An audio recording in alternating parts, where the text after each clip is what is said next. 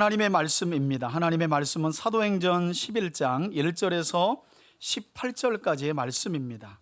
유대에 있는 사도들과 형제들이 이방인들도 하나님의 말씀을 받았다 함을 들었더니 베드로가 예루살렘에 올라갔을 때 할례자들이 비난하여 이르되 내가 무할례자의 집에 들어가 함께 먹었다 하니 베드로가 그들에게 이 일을 차례로 설명하여 이르되 내가 요빠시에서 기도할 때에 황홀한 중에 환상을 보니 큰 보자기 같은 그릇이 내 귀에 매어 하늘로부터 내리어 내 앞까지 드리워지거늘 이것을 주목하여 보니 땅에 네발 가진 것과 들짐승과 기는 것과 공중에 나는 것들이 보이더라. 또 들으니 소리 있어 내게 이르되 베드로야 일어나 잡아먹으라 하거늘 내가 이르되 주님 그럴 수 없나이다. 속되거나 깨끗하지 아니한 것은 결코 내 입에 들어간 일이 없나이다 하니 9절입니다. 또 하늘로부터 두 번째 소리 있어 내게 이르되 하나님이 깨끗하게 하신 것을 내가 속되다고 하지 말라 하더라. 이런 일이 3번 있은 후에 모든 것이 다시 하늘로 끌려 올라가더라. 마침 세 사람이 내가 유숙한 집 앞에 서 있으니 가이사랴에서 내게로 보낸 사람이라. 성령이 내게 명하사 아무 의심 말고 함께 가라 하심에 이 6 형제도 나와 함께 가서 그 사람의 집에 들어가니 그가 우리에게 말하기를 천사가 내 집에 서서 말하되 내가 사람을 요빠에 보내어 베드로라 하는 시몬을 청하라. 그가 너와 내 온 집이 구원받을 말씀을 내게 이르리라 함을 보았다 하거늘 내가 말을 시작할 때 성령이 그들에게 임하시기를 처음 우리에게 하신 것 같이 하는지라. 내가 주의 말씀에 요한은 물로 세례를 베풀었으나 너희는 성령으로 세례를 받으리라 하신 것이 생각났노라. 그런즉 하나님이 우리가 주 예수 그리스도를 믿을 때 주신 것과 같은 선물을 그들에게도 주셨으니 내가 누구이기에 하나님을 능히 맡겠느냐 하더라. 함께 읽습니다.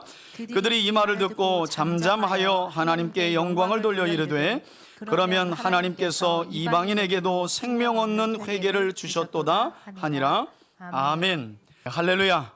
예, 오늘은 12월 마지막 주 주일 예배인 동시에 2025년 52주째 되는 마지막 주일 예배이기도 합니다. 올 한 해도 예배를 받으시기에 합당하신 삼위일체 하나님을 마음과 뜻과 힘을 다하여 신실하게 예배한 우리 3대 가족들을 축복하고 이 시간 선포되는 주의 말씀을 듣는 우리 3대 가족들에게 성령의 내주하시는 은혜와 평강이 마지막 이 예배에 충만하길 주의 이름으로 축원합니다.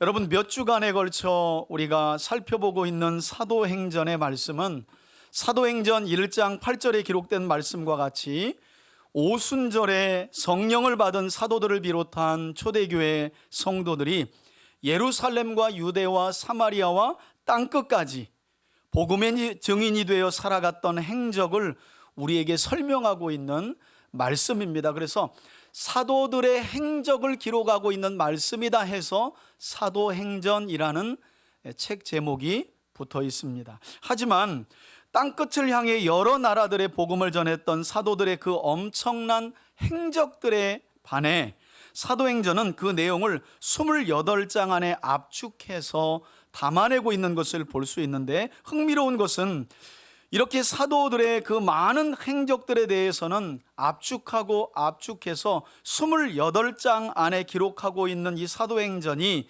유독 요 근래 우리가 몇 주 사이에 보고 있는 사도행전 10장에서 시작된 유대인이었던 사도 베드로와 이방인인 고넬료와의 만남은 2장에 걸쳐서 오늘 본문인 11장 전반부까지 고넬료가 본 환상을 누가가 먼저 한번 과정을 설명하고 베드로를 만난 고넬료가 한번 베드로에게 설명하고 이제는 그 일어난 일을 베드로가 예루살렘 교회에 올라가서 오늘 본문에서 우리가 읽었던 것처럼 유대인 성도들에게 설명하는 총 3번이나 반복해서 비교적 자세히 기록하고 있다는 사실입니다. 이것은 그만큼 사도 베드로와 이방인 고넬료와의 만남이 사도행전 안에서 28장 되는 사도행전 안에서 아주 중요할 뿐만 아니라 앞으로 예수 그리스도의 복음이 땅끝까지 전해지게 되는 데 있어서 이 사건이 중요한 다리 역할, 교두보 역할을 하고 있음을 우리에게 성경이 설명하고 있는 것인데요. 즉 이방인인 고넬료와 그의 집에 모인 사람들이 베드로가 전하는 예수 그리스도의 부활의 복음을 듣고 회개하였을 때 하나님께서 유대인들에게 주신 동일한 성령을 선물로 그들에게 부으신 이 사건은 장차 주의 이름을 부르는 모든 사람들에게 부어주실 성령과 구원의 은혜를 예표하는 아주 중요한 사건과 말씀이 되어진다는 것입니다. 자, 그런데 오늘 본문을 보게 되면 그 일로 인해 주로 유대인 성도들이 모인 예루살렘 교회 내부에서 어떤 문제가 제기되었느냐. 자, 본문을 이제 함께 읽어가며 살펴보도록 하겠습니다. 1절입니다. 유대에 있는, 여러분 정확히 말하면 예루살렘을 중심으로 모인 유대인 성도들을 말합니다. 그 중에 사도들과 형제들이 어떤 소문을 듣게 되었느냐. 이방인들도 하나님의 말씀을 받았다 함을 들었더니, 즉 고넬료 가정에 모인 이방인들 모두가 베드로가 전하는 부활의 복음을 듣고 예수 그리스도를 믿어 성령을 받았다는 소문이 금세 어디까지요? 예루살렘 지역에 있는 성도들의 귀에까지 들렸던 것입니다. 2절을 보시면 이때 사도 베드로는 고넬료 가정에서 있었던 이 놀라운 일을 예루살렘 교회에 있는 사도들과 형제들에게 전하기 위해 그리로 올라갔다고 말씀하죠. 그런데 예루살렘으로 올라간 베드로에게 어떤 일이 있었느냐? 뜻밖의 일이 벌어집니다. 여러분 2절을 보십시오. 베드로가 예루살렘에 올라갔을 때에 할례자들이, 여기서 말씀하는 할례자들이란 예수님을 구주로 믿는 유대인 성도들 가운데에서도, 여러분 유대인들은 유대교라고 하는 큰 종파 안에 몸을 담고 있지만 유대교도요, 우리도 개신교 안에 교단이 다르고 신학적인 해석이 조금씩 다른 것처럼 유대교도 참 컬러가 다양합니다. 유대교도 대략 유대교 안에 보수부터 진보까지 한 6, 7개의 이 섹터가 나누어져 있어요. 그 중에서 2000년 전에는 이 유대교에 어떤 이들이 있었냐면, 구원은 하나님의 약속대로 이 땅에 오신 메시아이신 예수 그리스도를 믿어야 하나님이 구원을 주신다. 그러나 구원을 받은 성도들이라도 아브라함 때부터 내려오는 그 관습, 율법에 기록된 그 관습을 따라서 할례는 받아야 한다는 거예요. 그런 사람들이 유대교 안에 있었습니다. 그리고 할례를 고집하는 사람들은 그와 더불어서 음식 규례도 지켜야 한다. 그래야 하나님의 구원을 유지할 수 있다. 뭐 이런 식으로 쉽게 말하면 믿음 생활을 해왔던 것입니다. 그러니까 이들에게 구원은 예수만으로는 뭔가 부족한 거예요. 그 예수를 통해 얻은 구원이 유지가 되려면 아브라함 때부터 하나님 백성의 표징인 뭘? 할례를 행해야 한다는 그런 생각에 사로잡혀 있는 자들이 예루살렘 교회에 있었다는 거예요. 이거 당시는 충분히 이해가 될 만합니다. 그런 사람들이 베드로가 예루살렘 교회에 올라와서 고넬료 가정에 있었던 일들을 보고하려고 올라왔을 때 일제히 비난했다는 말이에요. 오늘 본문에 나오죠? 2절 말미에 보니까 그들이 예루살렘에 올라온 베드로를 어떻게 해요? 여러분, 비난이라는 말인데요, 이건 조금 더 번역이 아쉬워요. 힐난했다는 거예요. 아주 엄중하게 꼬집으면서 따져 물었다는 겁니다. 여러분 생각해 보세요. 우리가 앞선 내용 다 잊어버렸지만 베드로가 어떤 사람입니까? 오순절에 성령을 받은 이후에 부활하신 예수님의 복음을 전해서 3,000명, 5,000명이 회개하고 돌아왔고요. 우리 다비다 사건 잊어버렸죠? 그죠? 벌써 죽은 다비다도 살렸습니다. 그런 사도로서의 권능이 있는 사람이 베드로였는데, 고넬료라고 하는 이방인의 집에 들어가서 그와 함께한 그 일이 여전히 유대인들에게는 큰 장애물과 장벽이 되었던 거예요. 특히나 할례를 고집하고 음식 규례를 고집하는 이 유대인 성도들에게 유대인이었던, 그것도 대사도인 베드로가 이방인의 집에 들어가서 그와 함께 음식을 먹은 일은, 이건 참 충격적인 일이었던 것으로 보여요. 그래서 그들이 일제히 예루살렘 교회에 올라온 사도 베드로를 향해 비난한 것입니다. 힐난했다는 거예요. 여러분 뭐라고 했는지 보세요. 3절입니다. 그들이 뭐라고 비난을 했답니까? 내가, 사도 베드로에게 이렇게 말하는 거예요. 당신이 무할례자 곧 이방인의 집에 들어가서 함께 먹었다 하니. 여러분 기가 막히죠? 이들은 1절에서 언급했던 것처럼 이방인인 고넬료의 가정에서 일어난 회개와 구원, 그리고 그들이 하나님의 말씀을 받았다는 사실을 이미 소문으로 들어서 알고 있었다고 말씀하잖아요. 소문을 들었다. 하지만 고넬료의 집을 방문하기 전 베드로처럼 예루살렘 교회 성도들은 이방인들까지 구원코자 하시는 하나님의 구원의 계획에는 아직도 전혀 관심이 없었고, 오로지 율법과 관습에 갇혀서 유대인이었던 베드로가, 그것도 예루살렘 교회를 대표하는 사도인 베드로가 부정한 이방인의 집에 들어가서 함께 음식을 먹은 그 일에만 꽂혀가지고 지금 베드로에게 일제히 달라들면서 그를 비난했던 거예요. 여러분, 우리가 2025년 마지막 주일을 보내고 있는데 참 감사한 것은요, 올 한 해 우리가 영상으로 보았지만 수많은 일들이 우리 교회 안에 있었어요. 그런데 우리 교회 안에서 그 수많은 일들과 사역과 많은 일들을 감당하면서 저는 너무 감사한 게, 한 번도 큰 소리가 나지 않은 것에 대해서 너무 감사해요. 내 뜻과 맞지 않은 그것 때문에 누군가를 비방하고 힐난하고 뒤에서 중상모략하고 그런 일이 없었던 것으로 인해 저는 너무너무 감사해요. 교회가 많은 경우 본질이 아닌 것 가지고 비난하고 헐뜯고 싸울 때가 얼마나 많아요. 여러분, 하나님의 뜻을 알지 못하면 교회는 이처럼 하나님의 뜻과는 정반대되는 일에만 주목하고 정반대되는 일에만 귀를 기울이고 정반대되는 일을 이루기 위해 서로 싸우게 되는 거예요. 오순절에 성령이 임하고 부활하신 예수 그리스도가 메시아이심을 믿었지만 예루살렘 교회에 있는 할레파에 속한 유대인들은 여전히 부정한 이방인들이 하나님께 오는 것에 대한 거부감, 그게 그들에게는 깨어뜨리고 허물어야 할 큰 장벽이면서 넘어야 할 산이었다는 거예요. 여러분, 이쯤에서 우리는 지금 하나님께서 오순절에 성령이 임하신 후 어떤 대상과 무엇을 위해 씨름하고 계신지를 볼 수 있어야 돼요. 왜 고넬료와 사도 베드로와의 만남을, 그 많은 사도들의 행적은 압축해서 기록하는 사도행전이 이 두 사람과의 만남이 대체 뭐가 얼마나 중요하길래 3번이나 반복해서 기록하고 우리에게 들려주고 있는가? 여러분, 하나님은 사탄이나 마귀 또는 하나님을 믿지 않는 이방인들과 씨름하고 계신 것이 아니라 율법주의와 잘못된 선민의식에 찌들어 여전히 이방인들을 부정하게 여기는 유대인, 그리고 그들 중에서도 예수님을 구주로 믿는 유대인 성도들과 씨름하고 계심을 우리가 볼 수 있다는 거예요. 여러분, 그렇다고 한다면 지금 이 시간에도 하나님은 성령을 받고 예수님을 구주로 믿어 신앙생활을 하지만 그럼에도 불구하고 여전히 가치관과 태도와 못된 습관, 어긋난 습관을 고집하며 바꾸려 하지 않는 성도들인 우리들과 씨름하고 계신 것은 아닌지, 우리가 우리 자신을 돌아볼 필요가 있지 않겠습니까?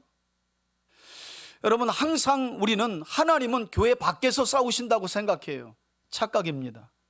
여러분, 하나님은 지금도 담임 목사인 저와 씨름하고 계시고요, 교회 중직자들과 씨름하고 계시고요, 여러분과 씨름하고 계세요. 하나님의 뜻을 벗어나지 않도록, 세상을 향한 욕심과 탐욕을 내려놓도록 하나님은 불신자들과 싸울 필요가 없어요. 하나님 밖에 있는 자들과 왜 싸웁니까? 하나님은 지금도 씨름하세요. 누구와? 하나님의 자녀들과. 왜? 하나님의 소원을 그들이 깨닫고 그 소원을 이루는 사는 거룩한 삶을 살도록 우리와 씨름하고 계신다는 거예요. 마치 성령이 임한 뒤에 베드로와 씨름하시고 여전히 유대인의 관습과 율법에 찌들어서 잘못된 선민의식에 찌들어서 이방인들은 부정한데 왜 사도 베드로가 고넬료의 집에 가서 함께 음식을 먹은 거야? 그 가정에 성령이 임한 것에는 관심이 없어요. 베드로가 복음을 전한 일에도 관심이 없어요. 모든 사람들이 예수 그리스도를 믿어 하나님의 자녀가 된 데는 관심이 없어요. 여러분, 어떤 점에서는 사실 이런 모습이 오늘날 우리 교회 공동체에 적지 않은 모습일 수 있다는 거예요. 그래서 하나님은 여전히 지금도 누구와 씨름하고 계시다고요? 나와 씨름하고 계시다는 거예요.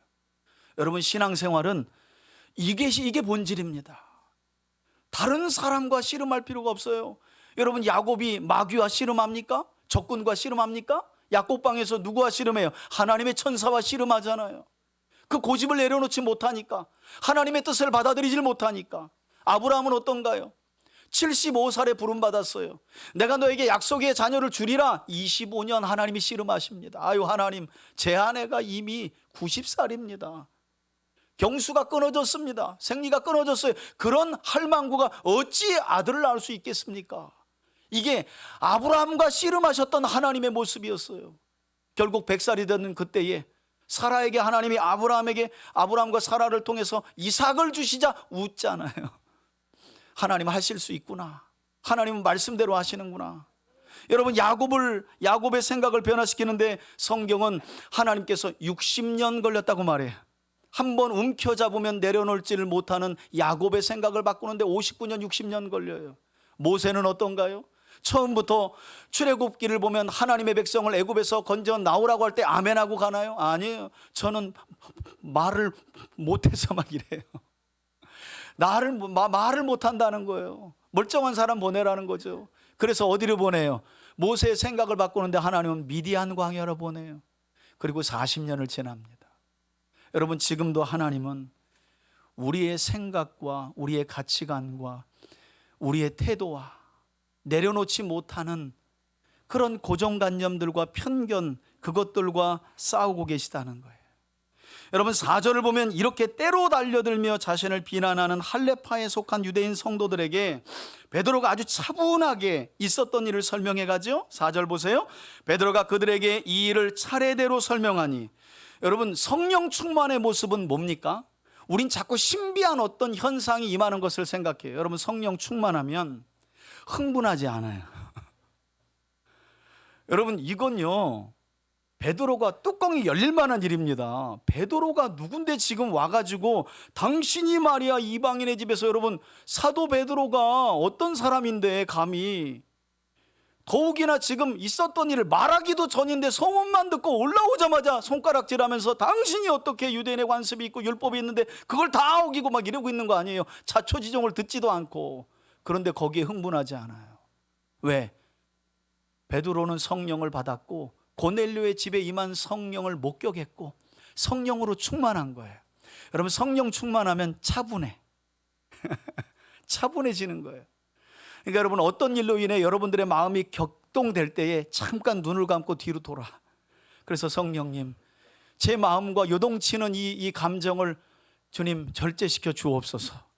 그래야 차근차근, 여러분, 이때 베드로가 막 지금 뭐라 그랬어 당신? 김집살로도 와봐 이러고 나면 여러분, 예루살렘 교회는 사라졌더라 하고 맞춰지는 거예요.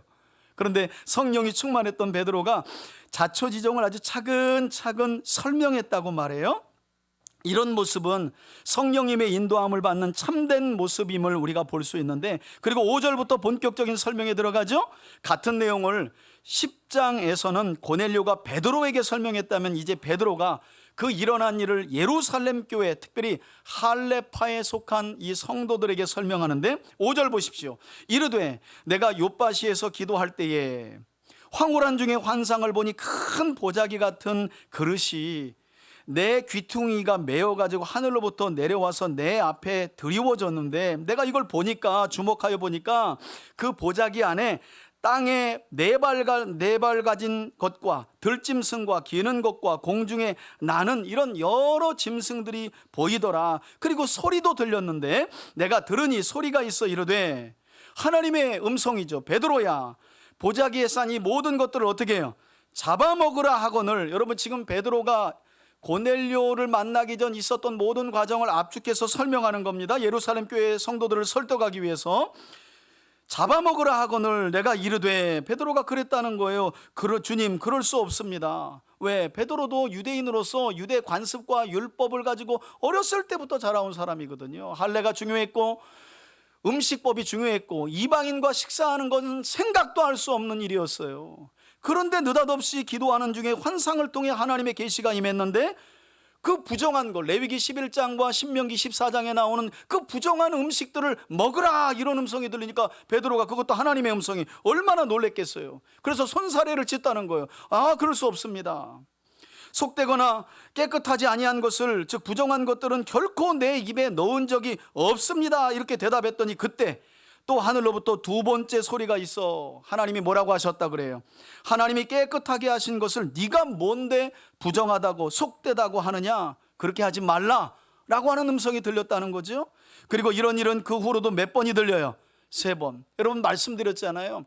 이건 지금 베드로 보고 하나님이 먹을 수 없는 음식을 먹으라는 음식에 관한 환상이 아니라 이방인들을 부정하게 여겨 하나님의 구원 안으로 들어오지 못하게 하는 유대인들의 생각을 깨트리는 과정이었고, 그들의 대표자였던 베드로의 편견과 고정관념과 생각을 허무는 과정이었다고. 먹을 수 없는 음식을 먹으라, 이게 메시지가 아니라 왜 내가 이방인들을 정결하게 하고 그들을 구원코자 하는데 너희가 그걸 막느냐. 하나님이 지금 이걸 베드로에게 따져 물었던 거예요. 깨닫지 못하니까 몇 번이나? 3번이나. 여러분 성경에서 3번은 완전하게 보일 만큼 다 보였다는 거예요. 그리고 나서 보자기가 올라갔다라고 하는 베드로가 본 환상을 지금 예루살렘 교회 성도들에게 그대로 설명합니다. 그리고 11절을 보시면 이렇게 환상이 맞춰지자 베드로가 기도하는 중에 이 환상을 본 거죠. 때마침 3명이 베드로가 유숙하고 있는 요빠 무두장이 시몬의 집에 서 있었다는 거죠. 그리고 이 집이 베드로가 머물고 있는 집입니까? 이렇게 물었다는 거 아니에요. 그래서 앞선 내용을 보면 베드로가 들어오십시오, 저도 당신들이 올 줄 알았습니다 하고 자기 집에 들여서 며칠 동안 유하다가 고넬료의 집으로 떠났대요. 그 내용이 지금 11절입니다. 그들은 가이사랴에서 고넬료가 내게로 보낸 사람이라. 그래서 그때 만날 때 그때 성령이 내게 명하사, 이 3사람을 문 열고 나서 베드로가 맞이하게 되는데 그때 성령의 음성이 들린 거예요. 뭐라고요? 아무 의심도 하지 말고 그들과 함께 가라. 고넬료의 집으로 가라는 거죠. 그때 누구도 함께 했답니까? 6 형제도 나와 함께 그 사람 곧 고넬료의 집으로 요빠에서 가이사랴로 올라갔다는 거예요. 여러분 앞선 고넬료의 설명에서는 베드로와 함께 했던 이 고넬료의 집을 방문했던 유대인 성도들을 그냥 어떤 형제들 그리고 할례 받은 신자들이라는 표현을 썼는데, 여기 베드로의 설명을 보니까 그들이 6명이었다고 하는 명확한 설명이 나옵니다. 그래서 제가 앞서 설명할 때 베드로의 집에서 총 10명이 가이사랴에 있는 고넬료의 집으로 갔다라고 설명을 드린 거예요. 왜냐하면 고넬료의 집에서 3명이 베드로를 데리러 왔죠. 그리고 베드로의 집에서 몇 명이 플러스 해가지고 출발해요. 6명의 형제들과 베드로까지 합쳐지면 7명이, 그래서 총 몇 명이? 10명이 가이사랴에 있는 고넬료의 집으로 갔던 거예요. 근데 여러분 성경은요 의미 없는 말씀이 없어요. 여러분 보세요. 고넬료의 집에서 보내진 3명을 제외하고 베드로의 집에서 지금 사도 베드로와 몇 명의 형제들이 갔다고요? 6명. 그러면 베드로와 6명의 형제하면 몇 명이에요? 7이죠. 여러분 7이라는 숫자는 성경에서 아주 중요한 숫자입니다. 7이라는 숫자는 하나님의 구원 역사와 완전함을 상징하는 숫자예요. 다시 말해서 성경이 의도적으로 6명의 형제들이 베드로와 함께 가서 모든 일을 목격했다는 건 이 모든 일, 고넬료의 집에서 복음을 전할 때 이방인들이 회심하고 성령을 받은 그 모든 일은 완전하신 하나님이 이루신 일임을 증언하기 위해 베드로 외에도 몇 명의 형제가 있었다. 6명의 형제 총 7명이 목격자였다라는 사실을 성경이 우리에게 말씀한다는 거예요. 계속 이어지는 13절을 보시면 베드로와 6명의 할례 받은 성도들이 고넬료의 집에 들어가게 되죠. 그리고 그가 우리에게 말하기를, 이제 고넬료가 베드로를 만났을 때의 일을 또 회상하면서 베드로가 예루살렘 교회 성도들에게 설명합니다. 천사가 내 집에 서서 말하되, 이때도 고넬료가 기도하고 있었던 때라고 말씀드렸죠. 내가 사람을 요빠에 보내어 베드로라 하는 시몬을 불러와라. 그리고 14절은 고넬료의 설명에서는 빠져있는 아주 중요한 내용을 베드로가 보충하여 설명하는 내용인데 14절 보십시오. 이 내용은 앞선 내용에는 빠져 있어요.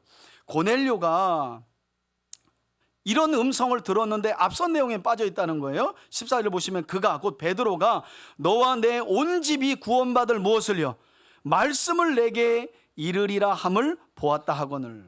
여러분 왜 이제 고넬료가 요빠에서 가이사랴로 올라온 베드로와 그 일행을 보자마자, 특별히 사도 베드로를 보자마자 일어나서 그 발 앞에 넙죽 엎드려서 마치 하나님께 엎드려 절하듯 했는지 아시겠죠? 그리고 베드로의 말씀을 듣기 위해 서 있었을 때 그들은 누구 앞에 있다고 고백했습니까? 우리가 다 하나님 앞에 있나이다. 여러분, 이것은 고넬료와 그의 가정에 있는 사람들이 과장하는 게 아니었어요. 애초부터 하나님은 고넬료에게 환상을 보여주실 때 요바에 있는 사도 베드로를 너희 집으로 불러오면 하나님께서 베드로를 통해 너와 내 집이 구원의 일을 복음의 말씀을 전할 것이니 그를 불러오라 라고 말씀했다는 거예요. 그러니 누구인지는 정확히 알지 못하지만 고넬료와 고넬료의 집에 모여 있었던 사람들은 기다렸던 거예요. 뭘요? 구원을 주신 하나님의 말씀을 기다렸던 거지요. 그 말씀을 베드로가 가지고 온 것이기 때문에 그 발 앞에 엎드렸던 것이고, 베드로 앞에 있었지만 그들은 누구 앞에? 하나님 앞에 있었다라는 말을 했다는 것입니다. 저는 오늘 예배 시간 우리에게 주시는 이 사도행전 말씀 또한 하나님께서 저와 여러분들에게 베푸실 구원받을 약속의 말씀으로 주고 계시다는 믿음의 확신을 갖고 저와 여러분들이 말씀을 수용하고 받아들이고 그리고 깨달을 수 있기를 주의 이름으로 축원해 드립니다.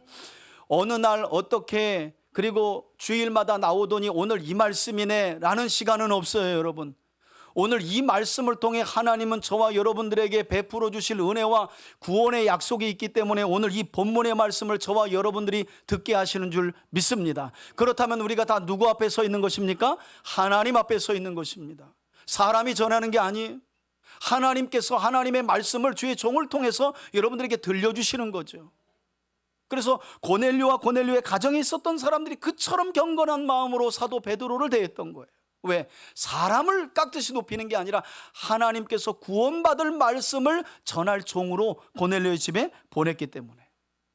자, 이렇게 구원받을 주의 말씀을 베드로가 전하기 시작하자 어떤 일이 있었다고 베드로가 증언하느냐? 여러분 15절을 보세요. 내가 고넬료의 집에 당도하여 말을 어떻게 할 때예요? 시작할 때에. 여러분 놀랍죠? 입을 뗄 때라는 말이에요. 그러니까 여러분 전후 사정을 살펴보면 베드로가 고넬료의 집에 도착했고 그 집에는 고넬료와 그의 친척과 친구들이 있었습니다. 여러분, 베드로가 복음을 다 전한 게 아니었어요. 전하려고 입을 떼는데 성령이 임해버린 거예요. 이게 뭘 말해줍니까? 여러분, 하나님의 주권적인 역사였다는 거예요. 베드로가 말을 잘 전해서가 아니라 이 고넬료의 가정에 있는 사람들에게, 이 이방인들에게 하나님이 구원을 베풀고자 하는 그 주권적인 계획이 있었기 때문에 베드로가 입을 열기도 전에 이미 하나님의 주권적인 은혜 안에서 15절 보세요. 성령이 그들에게 임하셨다고 말씀하죠. 여러분, 저와 여러분들이 성령을 받고 예수님을 믿게 된 배경도 저와 여러분들이 남들보다 착하다거나 남들보다 흠없는 삶을 살아서가 아니라 하나님의 주권적인 선택과 은혜인 줄 믿으시길 바랍니다. 그랬다면 우리에게 필요한 게 뭐냐면 그 주권적인 은혜로 하나님이 우리 마음에 들지 않는 누군가를 사랑할 때에도 그것을 우리가 뭐 할 필요가 있어요? 수용해야죠. 여러분, 이걸 받아들이지 못해가지고 다시스로 내뺐던 선지자가 누구예요? 한번 따라합시다. 요나. 그게 요나입니다, 여러분. 요나. 다른 사람이 아니라 그게 요나입니다, 여러분.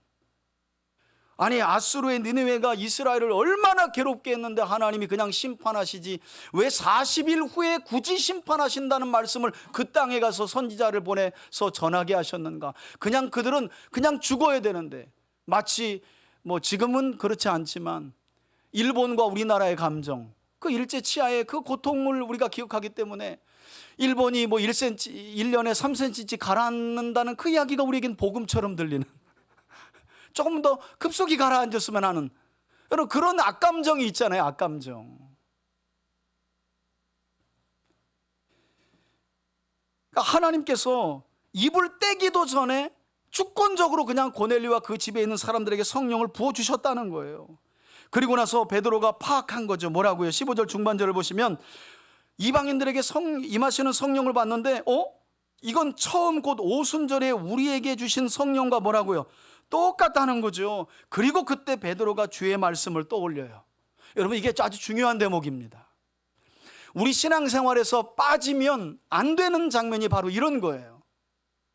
여러분, 하나님을 믿고 살아가면서 초자연적인 것들을 우리가 종종 경험하죠. 그런데 이 초자연적인 현상만 전하는 건 매우 위험해요. 특히나 초신자들에게 내가 뭘 기도하네, 뭘 봤다, 들었다, 이런 것들을 함부로 이야기하는 건 신앙을 망가지게 할 수 있는 요인이 돼요. 여러분, 베드로가 환상, 이때는 계시가 없었으니까 당연히 환상을 통한 하나님의 계시를 전한 것이고, 그 전하는 중에도 뭘 이야기하냐면 하나님의 말씀을 이야기합니다. 고넬료의 가정에 하나님이 주권적으로 성령을 주실 때 베드로의 생각이 한 번 더 깨졌다는 거예요. 뭘 통해서? 말씀입니다, 여러분. 그래서 말씀을 가까이 하지 않으면 수년, 수십 년 신앙생활을 해도 그 사람은 변화되기가 어렵습니다. 여러분, 베드로도 하나님이 말씀을 떠올려 하나하나 베드로가 내려놔야 할 장벽과 이 산들을 허물게 하잖아요. 장애물을. 16절 보세요. 내가 주의 말씀에, 마태복음 3장 11절에 기록된 말씀인데요, 요한은 물로 세례를 베풀었으나 너희는 몇 날이 못되어 성령으로 세례를 받으리라 하신 그 말씀이 뭐 했대요?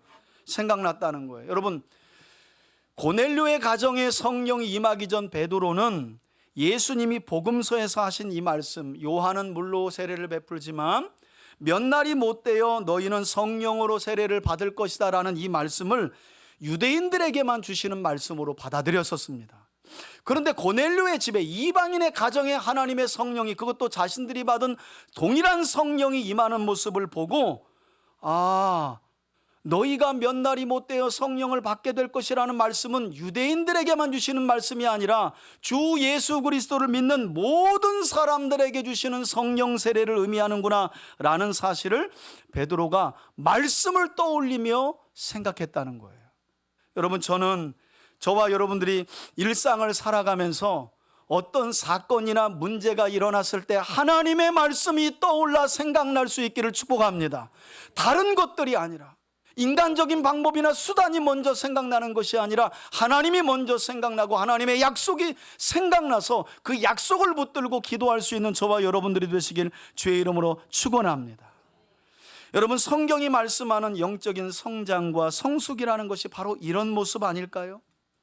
성경을 늘 나에게만 적용하며 읽고 은혜 받는 데에서 어느 순간 신앙이 자라면서 주의 말씀을 이제는 나를 넘어서 우리에게 적용하는 그 모습, 그리고 그냥 어떻게 하면 은혜 받을까 성경을 열기보다 어떻게 하면 하나님의 뜻을 이해하고 깨닫고 그대로 살아갈까를 고민하면서 하나님의 말씀을 여는 모습이야말로 진짜 영적으로 성숙한 모습이 아니겠느냐는 거예요. 여러분, 만일 그렇지 않은 모습으로 성경을 연다면 불교에 가서 두 손으로 부처에게 비나, 어디 선앙당에 가서 비나, 하나님께 비나, 내 소원 이루겠다고 종교생활하는 것과 뭐가 다릅니까? 그러나 성도들은 그렇지 않다는 거잖아요. 처음에는 내 삶에 어려움이 있어 하나님을 믿고 의지하며 교회 생활을 시작하지만 어느 단계 지나서 하나님의 말씀을 열고 하나님의 깨달음을 하나님이 주실 때에는 나를 뛰어넘어 우리와 하나님을 보게 되는 줄 믿습니다. 교회 공동체의 성장은 거기에 있어요. 10,000명이 모인다고 교회가 성장한 게 아닙니다, 여러분. 나와 내 가정을 넘어 우리를 생각할 수 있고 그 우리의 머리가 되시는 하나님과 하나님의 나라를 생각하는 사람이 10명만 있어도 그런 생각이 없는 10,000명이 모인 교회보다 더 큰 교회인 줄 믿습니다. 그래서 우리 3대 교회가 희망이 있는 거예요. 여러분, 믿으십니까? 우리 3대 교회가 그래서 소망이 있어요. 우리가 힘써 그걸 알기 위해서 늘 애쓰잖아요. 주중되면 기도하시고 아침 기도회로, 수요일 통독 예배로, 또 소그룹들이 모여가지고 서로 성경을 읽고, 얼마나 은혜로운 모습들인지 몰라요.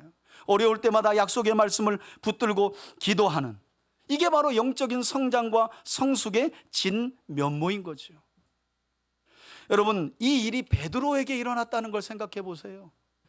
아직도 베드로가 안 깨지는 거예요. 여러분, 베드로라고 성령 받은 이후에 뭐 설교 한 번으로 3,000명, 5,000명 들어오니까 어이구 베드로가 뭐가 된 줄을 생각하면 큰일 나요. 요즘에 제가 너무 감사한 게 목사가 된 초년생일 때하고 조금 지날 때하고 이제 지금 또 성경 보는 게 또 달라요. 너무 은혜로운 거예요. 하나님을 아는 것이 멈추지가 않아요. 이 정도 이제 하나님을 알았다고 생각할 때 교만하여 넘어져요. 다시 일어나서 성경을 여니까 이전에 못 봤던 하나님이 보여요. 그리고 그 하나님의 넓은 마음이 좁은 제 마음에 들어와서 제 마음을 넓혀주실 때 제가 얼마나 감사한지 몰라요. 여러분, 이런 은혜들이 여러분들의 삶에도 풍성하게, 우리 교회 공동체 안에도 풍성하게 맺혀지기를 주의 이름으로 축원합니다. 그래서 하나님의 말씀을 떠올릴 수 있는 기본 작업이 필요해요. 하나님의 말씀을 가까이 해야 합니다. 그래야 어떤 상황에 함몰되지 않아요. 이거 자칫 잘못하면요, 베드로가 내가 이런 환상을 통해 이런 일을, 복음을 전해서 내가 이렇게 했어, 이럴 수 있는 거잖아요. 그런데 베드로가 그런 마디 합니까? 한마디 안 하죠. 하나님의 주권 이야기만 합니다.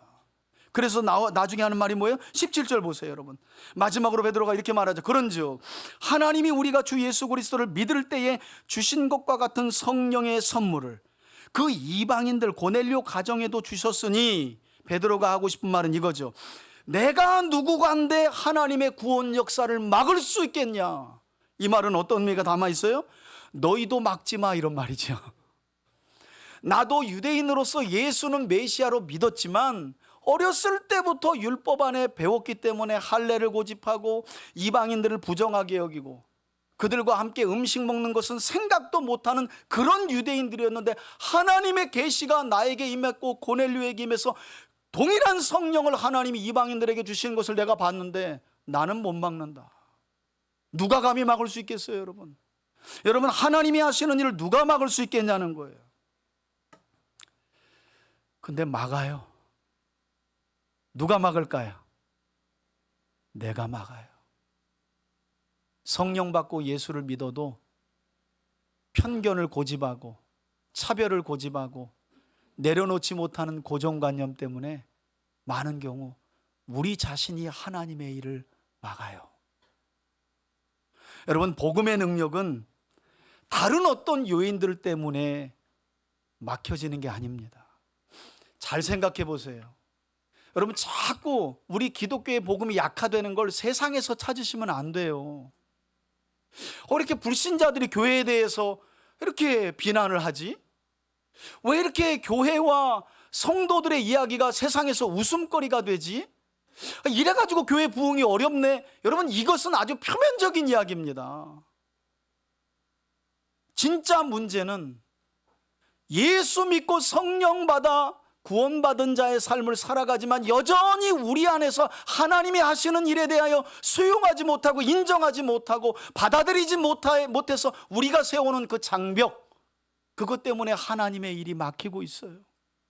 복음의 능력이 그래서 드러나지 못하고 있다는 사실을 우리가 알아야 합니다. 복음이 능력이 빠져서 나타나지 못하는 게 아니라 한 2000년 동안 복음이 역사했기 때문에 이제 좀 복음의 능력이 쉬고 있는 게 아니라 우리가 허물고 깨트려야 할 우리 안에 있는 이 장애물 때문에 복음이 복음다운 능력을 드러내지 못하고 있다는 거예요. 여러분, 그래서 베드로가 이렇게 말합니다. 누가 감히 하나님이 하시는 일을 막을 수 있겠느냐? 아무도 막을 수 없다는 겁니다. 그러자 18절에서 베드로의 설명을 듣고 있었던 이 할례파에 속한 유대인 성도들이 어떤 반응을 마지막으로 보입니까? 18절 보세요. 그들이 이 말을 듣고 어떻게 해요? 잠잠하여. 1절에서 어떻게 시작했죠? 베드로를 보며 비난하며 이렇게 시작했어요.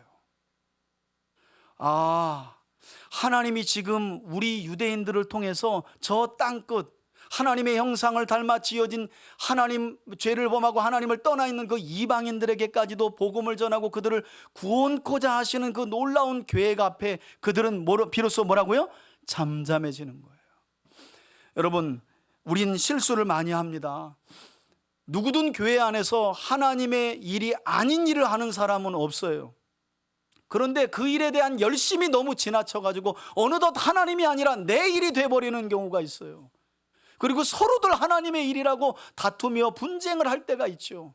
여러분, 그때 하나님이 하시는 일이라고 믿어진다면 그것을 누가 하든지 간에 여러분, 그 일을 막는 편에 서는 것이 아니라 그 일을 인정하고 그 일에 손을 돕고 함께 주의 뜻을 이루어가며 하나님의 구원 역사를 이루어가는 저와 여러분들이 되시길 예수님의 이름으로 축원해 드립니다. 잠잠하여 하나님께 영광을 돌립니다. 저는 이렇게 상상을 많이 하는데 여러분, 눈빛도 이렇게 찢어진 눈으로 베드로를 봤던 사람들이 약간 이렇게 동글동글해지면서 표정도 잠잠해진 거예요. 참 하나님의 지극히 크신 사랑은 놀랍다. 어떻게 저런 사람들까지. 근데 여러분, 그 저런 사람들 안에 앞서서 내가 들어갔다는 걸 이해하셔야 돼요. 그래서 잠잠하고 영광 돌리고 그러면서 하는 말이 뭐예요? 그러면 하나님께서 이방인들에게도 뭘 얻는, 생명 얻는 회개를 주셨도다 하고 교회 공동체가 인정했다는 거예요. 여러분, 이처럼 이방인 고넬료와의 만남을 통해 베드로가 가진 잘못된 확신과 선입견을 허물어 주셨던 하나님은 이제 이방인들을 향한 하나님의 구원 역사에 대해 새롭게 눈을 뜬 베드로를 통해서 또다시 예루살렘 교회에 머물렀던 할레파 유대인들의 이 어긋난 확신 그리고 선입견을 허물어 주셨는데, 그들은 이와 같은 하나님의 주권적인 역사 앞에서 그들이 가진 어긋난 확신과 선입견과 고집을 비로소 내려놓았던 거예요. 여러분, 교회의 영적인 성장과 부흥은 여기 있습니다. 하나님의 일을 가로막지만 않아도 교회는 성장해요. 여러분, 지금 제가 아주 중요한 이야기를 하는 겁니다. 교회의 일은 사람이 막는 게 아니에요.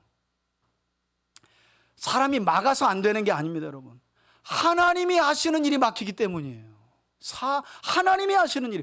그러니까 하나님이 어떤 뜻을 가지고 그 일을 하시도록 두기만 하면 교회는 여러분 건강하게 성장이 되도록 되어 있어요.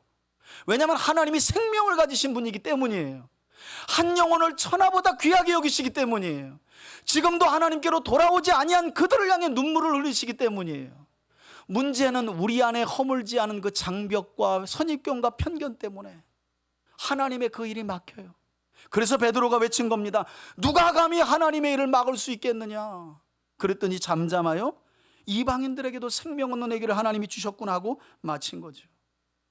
여러분, 사도 베드로에게도 있었고 또 예루살렘 교회 성도들 안에도 있었던 이 허물어지기 쉽지 않은 잘못된 선입견, 편견들, 그리고 어긋난 확신들, 잘 내려놓지 않고 고집하는 것들, 이 자리에 있는 우리 안에도 여전히 있지 않겠습니까? 저는 2025년 마지막 주 예배를 보내면서 저와 여러분들 안에 있는 그 편견과 장애물들 다 허물어지고 하나님 앞에 내려놓을 수 있기를 예수님의 이름으로 축원해 드립니다. 그래야 하나님이 마음껏 베드로를 통해 역사하시고 예루살렘 교회의 성도들의 편견을 허무신 다음에 사마리아와 땅끝에 이르러 복음의 역사를 이루신 것처럼 저와 여러분들과 우리 교회를 통해 하나님이 놀라운 복음의 능력과 구원의 역사를 이루어 가실 줄 믿습니다. 바라기는 베드로가 전하는 성령의 역사와 주의 말씀을 받아들여서 비난을 멈추고 잠잠한 채 믿음으로 하나님의 절대 주권을 인정하며 이방인들에게도 생명 얻는 회개를 주신 하나님을 높이고 찬양했던 예루살렘 교회의 성도들처럼 우리 3대 가족들 모두가 진정으로 우리 자신의 관점을 하나님의 시선으로 교정할 뿐만 아니라 더 이상 선입견과 편견을 고집하여 하나님의 뜻을 용납하지 못해 하나님과 계속해서 씨름하는 삶이 아니라, 여러분 이제 하나님 좀 놔드립시다. 우리가 내려놓지 못하는 그 편견과 고집과 그 높이 쌓은 장애물 때문에 하나님이 하셔야 할 일을 못하시고 그 장애물을 허무는데 시간을 허비하시지 않도록 하나님과 씨름하는 삶이 아니라 하나님의 뜻을 수용하고 온전히 순복하여 복음의 능력과 그 뜻을 삶에 온전히 이루어가는 저와 여러분들이 되시길 예수님의 이름으로 축원합니다.